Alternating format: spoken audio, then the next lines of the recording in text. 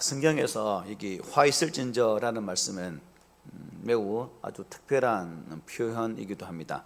이 말은 단순한 분노가 아니라 깊은 슬픔과 또 애통이 담긴 그야말로 경고의 언어이기도 합니다. 예수님께서 이 표현을 사용하실 때는 사람들을 강력하게 몰아붙이기 위한 그런 말씀이 아니라 돌이키지 않으면 안 되는 심각한 영적인 상태에 있을 때 사람들의 돌이킴을 강력히 요구하는 그런 의미에서 이런 말씀을 사용하시는 것을 볼 수가 있습니다. 오늘 예수님은 이제 바리새인들에게 세 번이나 화 있을진저라고 말씀하고 계시죠. 그만큼 그들의 신앙이 어땠다는 겁니까? 겉으로는 멀쩡해 보였지만 하나님 앞에서는 그야말로 심각하게 왜곡되어 있었다는 것을 단적으로 보여주는 그런 말씀이기도 합니다. 이 말씀은 듣는 사람을 어떻게 보면 불편하게 할 수 있겠지만 그 불편함은 결국 우리를 살리기 위한 하나님의 경고로도 볼 수가 있습니다. 오늘 예수님은 이 말씀은 바리새인을 향한 말씀이기도 하겠지만 그 이전에 하나님 앞에서 우리의 신앙이 어떤 모습인지 보여주는 또 거울과 같은 그런 말씀이기도 합니다. 그래서 오늘 말씀을 통해서 바리새인에게 주는 말씀이지만 나에게 적용해보고 또 우리를 돌이키는 그러한 시간이 되었으면 합니다. 지난 시간에 주님은 귀신들 고생하던 한 사람을 치유하게 되죠. 그리고 그 일로 인해서 바리새인과 율법교사들이 예수님께 대하여 어떠한 일을 보이게 됩니다. 그들이 뛰어났던 신분적 자랑과 또 교만과 기득권을 포기하지 못하는, 근데 지난 시간에 무슨 말씀 드렸냐면 눈에 비늘이 가려져서 제대로 보지 못하는 그들의 상태를 향해서 주님께서 경고의 말씀을 주신 바 있습니다. 그때 이제 한 바리새인이 이제 자기 집으로 예수님을 초대하게 됩니다.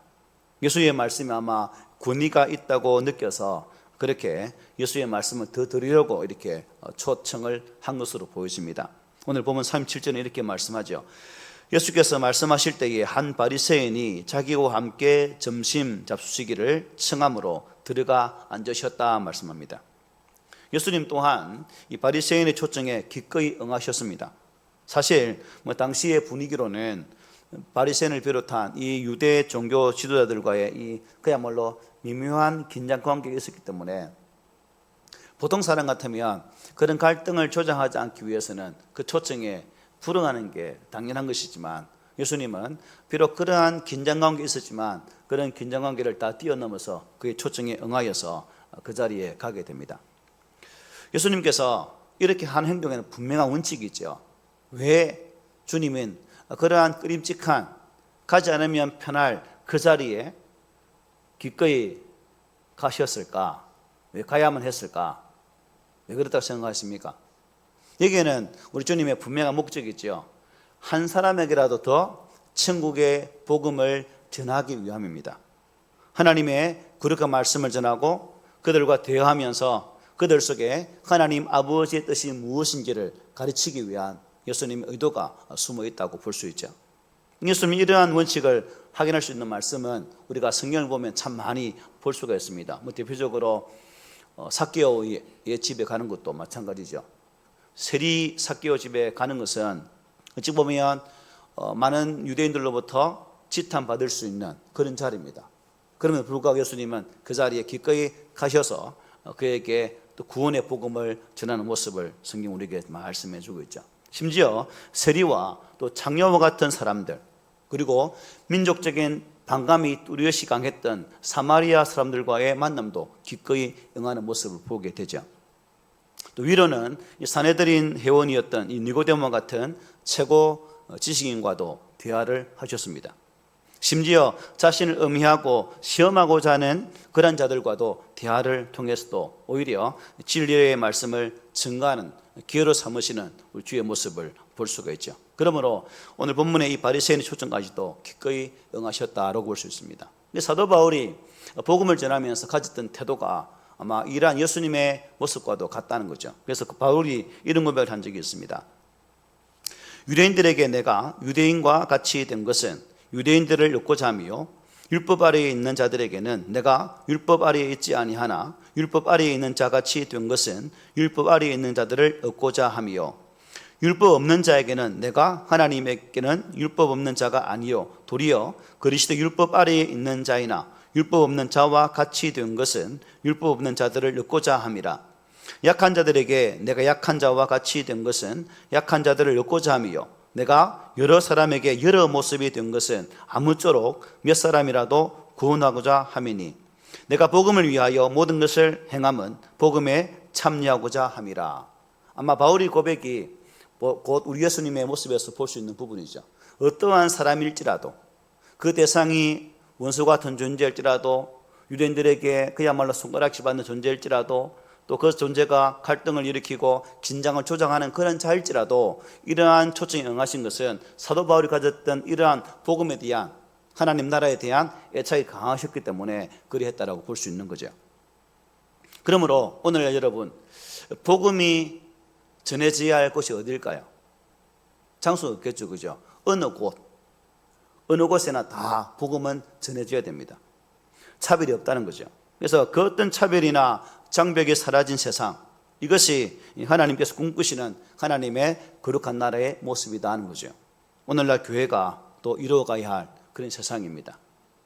우리가 살아가는 삶의 자리에도 여러 가지 끌끄름이 있고 또한 접촉할 때에 힘든 부분도 있지만 그들에게 이 말씀을 전해야 할 그 사명이 바로 우리들에게 있다는 사실이죠. 그래서 우리 형편이, 우리의 처지가, 또 우리가 가야 할 그곳의 장소가 어떠하든지 간에 이러한 복음의 은혜가 우리를 통해서 잘 흘러가는 은혜가 있기를 소망해 봅니다. 이제 점심 식사가 시간이 되었습니다.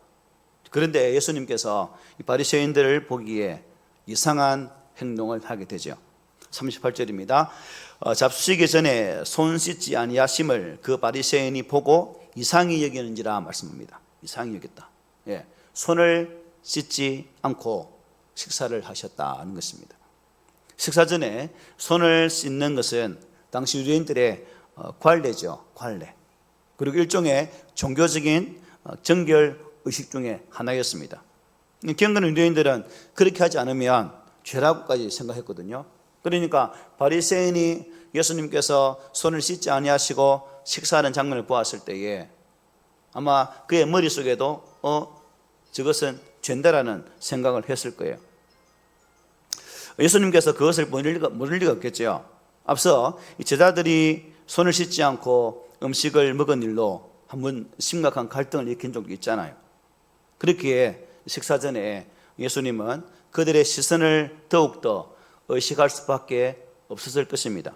그런데 어찌된 것인지 예수님은 손을 씻지 않고 곧바로 식사의 자리에 앉게 되었다는 겁니다. 왜 이렇게 했을까요? 다분히 의도적인 주님의 행동이다 하는 것을 우리가 추리해 볼 수 있죠. 뭔가를 가르치시려는 의도를 가지고 그렇게 행동을 하셨다는 겁니다. 예수님의 행동을 유심히 살피던 바리새인은 이러한 예수님의 행동을 보고 어떻게 했다? 이상히 여겼다. 예나미 성경에 보니까 He was surprised. 깜짝 놀랐다고. 바리새인은 그야말로 깜짝이야 이렇게 놀랐다고 말씀하고 있습니다. 짐작하건대 예수님이 이 바리새인들의 그러한 반응을 예상하시고 그렇게 아마 행동했을 것으로 보여집니다. 예상대로 어떻습니까? 그 바리새인이 놀라자 예수님은 기다렸다는 것처럼 그에게 말씀하게 되죠. 39절입니다. 우리 함께 읽어볼까요? 시작. 주께서 이르시되 너희 바리새인은 지금 잔과 대접의 겉은 깨끗이 하나 너희 속에는 탐욕과 악독이 가득하도다. 자, 주님은 겉으로 드러나는 종교적 정결의식에 목을 메고 있는 그 바리새인들을 향해서 책망의 말씀을 주고 있는 거죠. 그들의 손 씻는 이 행위를 그릇을 깨끗이 닦는 것에 비유하고 있습니다. 잔과 이 대접의 겉은 열심히 닦고 있는데 깨끗이 하고 있는데 어떻게 해요? 정작 그 속에 담을 음식이 뭐하다? 더럽다 하는 것입니다. 그들의 마음속에 탐욕과 악독이 가득하다는 거죠. 그 마음속에 이 탐욕과 악독이 가득하게 품고 있으면서 손만 씻으면 된다라고 정결의식만 지키면 된다라고 생각했던 그들에게 주님은 지금 이 말씀을 주고 있는 거죠. 그래서 예수님은 겉으로 드러나는 이 의례적인 행위보다는 그 사람의 뭘 보신다는 거죠? 중심을 보신다는 겁니다. 종교적인 행위보다는 마음의 동기를 더욱더 중요하게 여기신다는 것이죠. 반면에 여러분, 이 바리새인들은 항상 뭐예요? 겉으로 드러나는 행위만 보고 사람을 정죄하고 판단했습니다. 예수님께서 보시기에는 그러한 것들의 행위가 더 심각한 무엇으로 여겨질까요? 죄로 여기셨던 것이죠. 그래서 그들과 바리새인들, 율법을 지키기 때문에 의인이고 그렇지 못한 사람은 죄인이라고 줄을 끊는 그들에게 이러한 징계의 말씀을, 책망의 말씀을 주고 있는 거죠. 여기서 우리가 여러분 조심해야 될 게 있죠. 형식 파괴론자가 되어서는 아니 된다는 겁니다. 예수님은 형식을 파괴하기 위해서 이 말씀을 하시는 것이 아니죠. 형식 속에 내용이 담기기 때문입니다.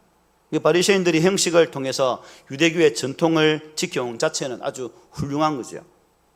문제는 그것이 지나쳐서 형식 자체에만 의미를 두고 위선적인 행동을 하고 또 나아가서 사람들을 자신의 임의대로 재단을 했다는 것이 문제였다는 겁니다. 여러분, 어떤 사람이 죄인이다, 죄인이 아니다 라고 판단할 분은 누구밖에 없습니까? 하나님밖에 없죠. 바리새인이 율법교사가 지 아무리 선하고 정결하고 율법의 모든 것 다 지켰다 할지라도 죄인이에요. 그러므로 사람에게는 이러한 판단의 권이 없다는 거죠. 오직 하나님 한 분밖에 없다는 것입니다. 그런데 바리새인들은 마치 자기들이 하나님이 된 것이냐 다른 사람들을 판단했다는 거죠. 주님은 그들을 가리켜서 이렇게 말씀하십니다. 40절이죠. 어리석은 자들아, 겉을 만드신 이가 속도 만들지 아니하셨느냐. 겉을 만들었더라면 안에도 만들었다는 거죠. 이 바리새인들을 어리석다고 책망하시면서 겉을 만드신 이가 속도 만들었다라고 말씀하죠.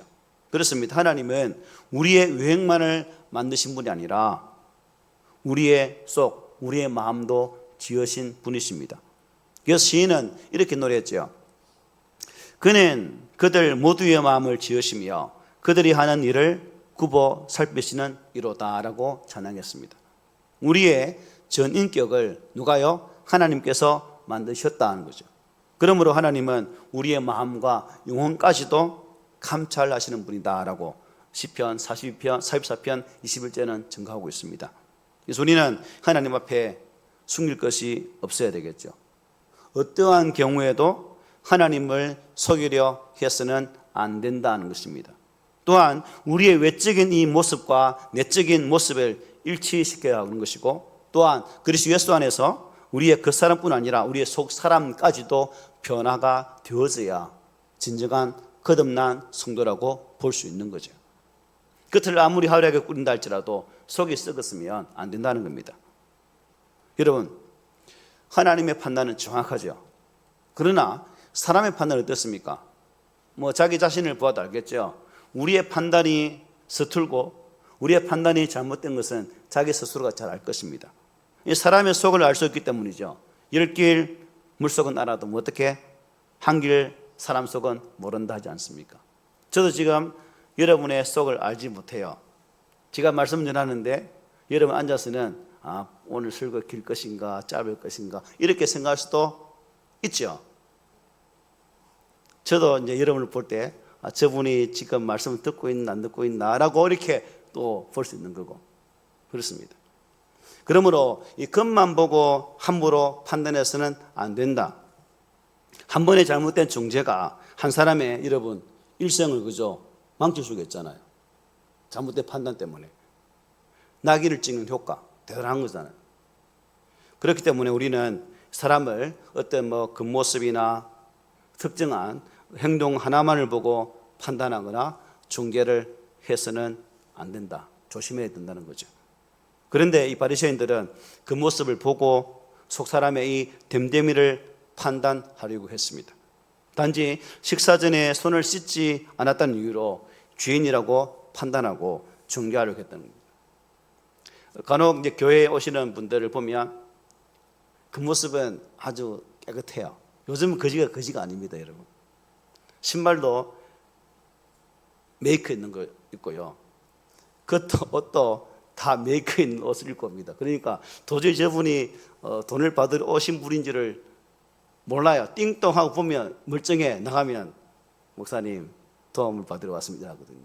그래서 만약에 그 모습 보고 나를 좀 도와주고 가시면 좋겠습니다라고 가로하고 옛날에 장난을 많이 했거든요. 요즘은 이제 그런 장난 안 하지만 그렇다는 거죠. 예수님은 이런 바리새인들의 경고의 말씀을 주고 있습니다. 경고하시죠. 41절. 그러나 그 안에 있는 것으로 구제하라. 그리하면 모든 것이 너희에게 깨끗하리라. 자, 갑자기 여러분 구제하라 하는 말씀이 나오고 있습니다. 경고하고 책망하고 하다가 갑자기 왜 이 말씀하실까? 의미는 분명하죠. 이 구제라는 말은 어떻습니까? 어려운 처지에 있는 사람을 돕는 것을 말하지 않습니까? 그 안에 있는 것, 즉 그릇 안, 즉 사람의 속마음을 비유하고 있는 거죠. 그러니까 예수님의 말씀은 다른 사람을 돕기 위해서는 속마음부터 나눠주는 태도를 보여야 한다라고 말씀하고 있는 거죠. 그러니까 판단하고 중재하기보다는 뭐예요? 이해하고 도와주려는 푸근하고 넉넉한 태도를 가지라는 것입니다. 그러면 모든 것이 깨끗해진다는 것입니다. 실상 여러분, 가난한 사람들은 생각해 보십시오. 여러분, 율법을 온전히 지키지 못할 때가 더 많겠습니까? 지키기 쉽겠습니까? 가난한 사람은 지키기 힘들어요. 율법을 지키기가. 생각해 보십시오. 예를 들어 안식일을 거룩하게 지키라고 싶지만 일용직 노동자들 그게 가능합니까? 하루 벌어 하루 먹고 사는 사람들이 가능하겠습니까? 또 당시에 종들은 어떻습니까? 안식일 지킬 수 있습니까? 없어요.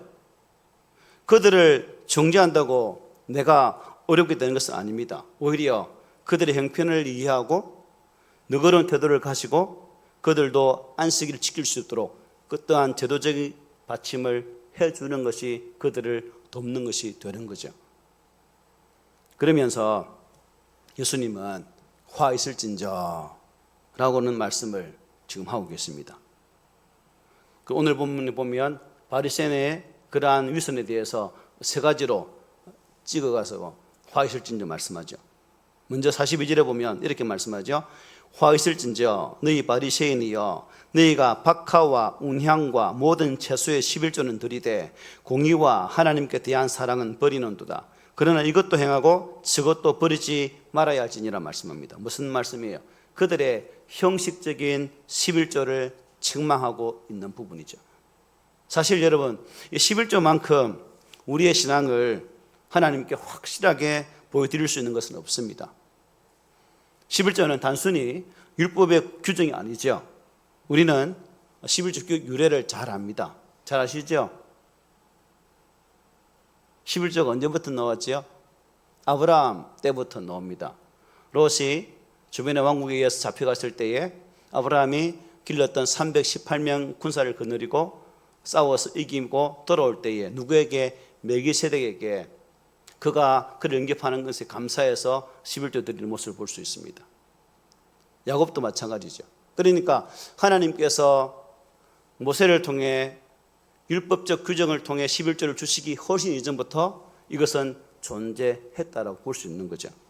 그러므로 아브라함이 11조 드린 이유는 분명하죠.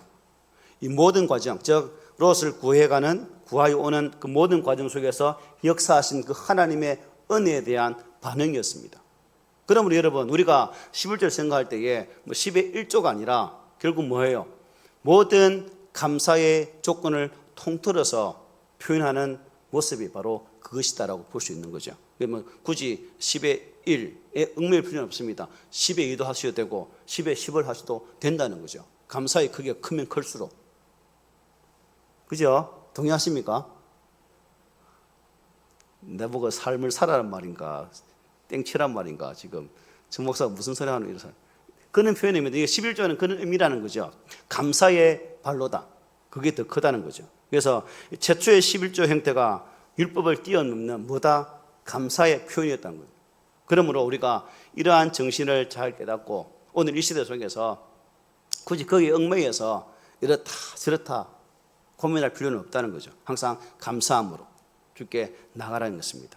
그래서 예수님은 윗선으로 가득 찬 바리새인들의 그 11조 생활을 비판하셨지만 뭐라고 말씀하셨죠?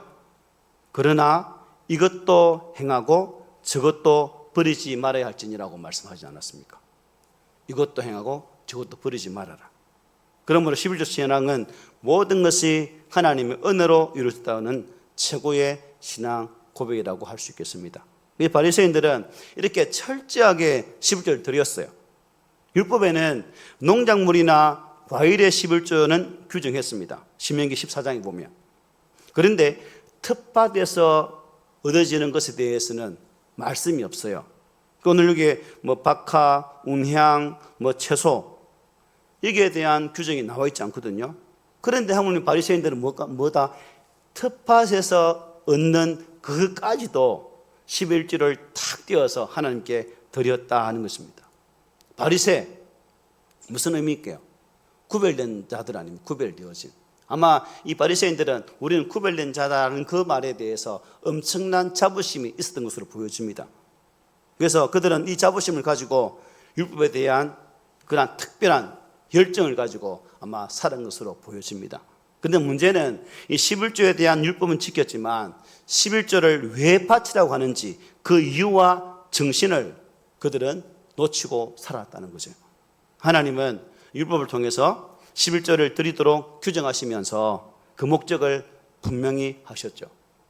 첫째 10의 1, 둘째도 10의 1, 세 번째 해는 10의 1을 드리죠. 우리가 신명기 공부할 때 기억납니까? 기억 안 나도 됩니다. 죄송합니다.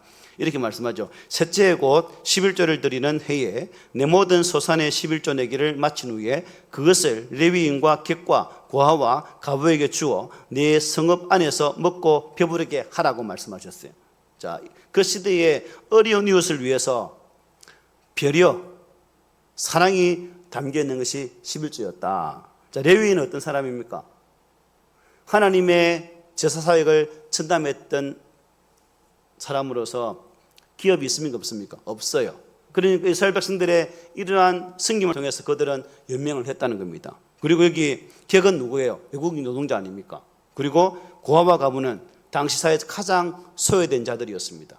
그래서 세 번째 드리는 11조는 이들에게 무엇을 나간 거예요? 구제로 나갔다는 거죠. 이들을 숨기고 돌아보고 그들의 형편을 채우는 그러한 용도로 사용되어 있었다라고 성경 분명히 말씀해요. 그래서 우리가 이것을 보면서 참 이것이 바리새인들은 11조 내내 열심히 있었지만 이런 부분에 대해서는 전혀 알지 못했다. 오해를 하고 있었다. 하나님의 뜻에 대해서는 너무나 둔감했다. 하나님의 공의와 정의에 대해서는 전혀 의식이 없었다라고 볼 수 있는 거죠. 그래서 스스로 이를 드러내는 참 이기적인 삶을 살았지만 하나님의 공의를 드러내는 하나님의 질서를 나타내는 일에는 실패했던 사람들이 바로 이 바리새인들이었다라고 볼 수 있는 거죠. 그래서 예수님은 공의와 하나님께 대한 사랑은 버리는도다라고 책망하신 거죠. 마태복음에서 이렇게 말씀했어요. 너희가 박하와 회항과 근처의 11조는 드리되 율법에 더 중한 바 정의와 긍휼과 믿음은 버렸다. 믿음과 제대로 알맹이는 다 버리고 껍데기만 행했던 자들을 향해서 이렇게 책망하신 거죠. 여러분, 겉으로는 드러나는 신앙 행위가 중요한 것은 아니고 뭐예요? 그 끝이 중요한 게 아니고 뭐라? 그 행위를 하는 그 속에 담긴 중심이 더 중요하다는 것입니다. 우리의 중심이 결국 누굴 기쁘게 했다는 거죠? 하나님을 기쁘시게 하는 그러한 신앙의 자세가 되어져야 된다는 겁니다. 어떤 분은 간혹 이렇게 예배를 빠지면 저한테 죄송하다라고 전화가 와요. 그래서 저는 항상 그분에게 이런 말을 합니다. 저한테 죄송하다 하지 마시고 하나님께 죄송하다 말씀하세요라고 하거든요. 왜냐, 이것은 보이는 사람이 하는 말이잖아요. 그래서 하나님께 어떻게 서는가 더 중요하다는 겁니다. 또 하나의 책망이 뭡니까? 43절입니다. 우리 함께 읽어볼게요. 시작. 화 있을진저 너희 바리새인이여 너희가 회당의 높은 자리와 시장에서 문안받는 것을 기뻐하는도다. 뭘 책망한 거예요? 스스로 높아지려는 그들의 교만과 이 명예욕에 대해서 책망의 말씀을 주고 있습니다. 존경은 높이 받는 것은 그 존경받을 만한 인격과 신앙을 소유할 때 어떻게 해요? 자연스럽게 따라오죠. 만약 여러분들이 여러분의 신앙의 모습이 참 너무나 아름답고 또한 내적인 모습과 내적인 모습이 주변 사람들에게 존경받을 만한 그런 신앙의 그릇이면 존경하라 말하지 않아도 어떻게 해요? 다 존경하게 되어 있어요. 풍기는 그 신앙의 냄새, 그 색깔 때문에 그렇게 저절로 고개가 숙여지는 거죠. 스스로 챙길 때는 뭐가 됩니까? 좀 추하죠. 자기 스스로가 존경받으려고 계속 말을 한다면 얼마나 좀 그렇습니까? 추하게 보이는 겁니다. 그래서 예수님은 상석에 마라, 앉지 말라고 말씀하죠. 무릇 자기를 어떻게 높이는 자는 낮아지고 자기를 낮추는 자는 뭐하다? 높아지리라고 말씀하셨어요. 이 부분은 나중에 이제 누가복음 14장 할 때 좀 더 자세하게 다루도록 하겠습니다. 그리고 세 번째 책망입니다. 44절이죠. 시작. 화 있을진저 너희는 평토정한 무덤 같아서 그 위를 밟는 사람이 알지 못하느니라. 무슨 내용에 대해 책망입니까? 그들의 교활함, 아주 사악한 그 마음을 책망하고 있는 거죠. 그들의 위선이 얼마나 여러분 교묘하고 교활한지 사람들이 쉽게 그들을 이렇게 실상을 알 수 없었다는 거죠. 여기 평토장한 무덤. 당시 가난한 사람들은 아리마다 요셉처럼 동굴의 굴무덤을 살 수 있나요? 없나요? 못 사요. 그러니까 땅에 그냥 묻어서 석회만 바르고 평평하게 했다는 겁니다. 그래서 나중에 때가 되면 이렇게 굴을 사서 안장해야지 라고 말하지만 그게 여건이 됩니까? 못 되는 거죠. 그러니까 시간 지나면 어떻게 해요? 이게 무덤인지 길인지 알지 못한다는 거죠. 우리나라도 산에 가면 무덤이 많잖아요. 근데 어릴 때 학교 다닐 때 산길을 많이 다녔거든요. 우리 동네에서 우리 초등학교까지 산으로 가면 빨리 가니까 길 옆에 무덤은 어땠습니까? 많이 밟아가지고 팽팽해. 그렇게 전혀 알지 못하는 그런 것이 된다는 거죠. 그래서 이 교활함의 극치를 달고 있었던 이 바리새인들에게 예수님은 바로 그들의 모습을 보시고 바로 지적하는 거죠. 사람의 눈은 속일 수 있지만 하나님의 눈은 속일 수가 없었다는 것입니다. 여러분, 거듭 말씀드리지만 율법 준수에 대한 열정이 잘못된 것은 아닙니다. 열심히 필요하죠. 하나님의 말씀을 지키고 따르고자 하는 그 소망은 분명히 필요합니다. 문제는 표리부동, 겉과 속이 다르다는 겁니다. 그래서 간혹 제가 신행일치라는 말씀드리잖아요. 신앙과 행위가 일치하는 모습. 이것이 우리 안에 나타나줘야 된다는 거죠. 그것만 거룩한 것이 아니라 우리의 속마음까지도 하나님께서 기뻐하시는 그러한 마음의 자세를 가져야 된다는 것입니다. 겉과 속에 다른 이중성은 우리의 신앙에서 어떻게 조금씩 빼내어서 버려야 됩니다. 율법을 준수하지만 준수하는 목적이 순수하지 못하면 안 된다는 거죠. 율법을 자신들의 이기적인 욕심을 채우는 수단으로 전락시켰던 이 바리새인들을 향해서 주님은 화 있을진저라고 분명하게 말씀하셨습니다. 그러므로 오늘 우리는 정말 예수 그리스도를 믿는 자로서 우리의 신앙 중심에 혹 이 바리새인들처럼 자신만을 위한 그러한 모습, 자신의 기득권을 지키기 위해서 위장된 모습으로 살고 있지 않은지, 또한 하나님의 거룩한 말씀을 자신에게 유익한 거로, 자신에게 좋은 것으로만 해석하려고 했던 그런 부분은 없는지 잘 살펴야 되겠죠. 하나님은 우리를 지으신 분이고 우리의 속마음까지 지으신 분이기 때문에 우리를 온전히 감찰하시는 분이십니다. 그분 앞에 우리의 온전함으로 서야 되지 않겠습니까? 당시 바리새인들이 빠져있던 이 잘못된 외형적인 함정은 오늘날 우리 그리스도인들에게도 충분히 큰 위협으로 다가올 수 있는 부분입니다. 혹시 내가 그런 사람이 아닌가? 나 자신을 한번 잘 돌아보기를 바랍니다. 다른 사람보다 더 신앙적으로 열심히 있다고 그렇지 못한 사람들을 함부로 판단하고 있는 나의 모습은 없는지 한 번쯤 돌아봐야 되겠죠.